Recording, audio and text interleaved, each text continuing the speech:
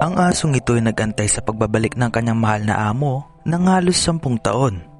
Siya nga pala si Hachiko, isang aso na mula sa bansang Japan at inampun siya ng isang lalaki sa pangalang Yuno na professor sa isang university sa Tokyo.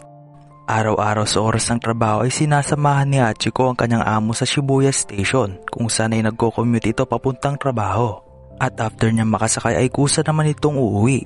At pagsapit naman ng hapon sa oras ng kanyang pag-uwi ay sasalubungan ulit siya nito.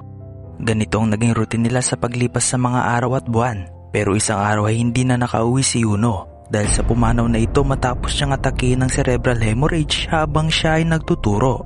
Sinubukan ng pamilya ni Yuno na hanapan ng bagong amo si Hachiko pero lagi din naman daw itong naglalayas dahil sa nakasanayan niyang routine nila ng kanyang amo. Kaya hihintayin pa rin niya ito mula umaga hanggang hapon, araw-araw hanggang sa kanyang huling hininga dahil sa pag-asang darating pa ang kanyang amo na si Yuno. Isang article na tungkol kay Hachiko ang naipublish sa buong Japan kung saan ay nakasaad dito kung gaano katagal na nag-aantay ang aso sa kanyang amo na dahilan kung paano siya nakilala sa bansa. Nayuan nila siya ng estatwa sa Shibuya Station bilang parangal dahil marami ang naantig sa kanyang kwento at naging symbol of loyalty siya ng buong bansa.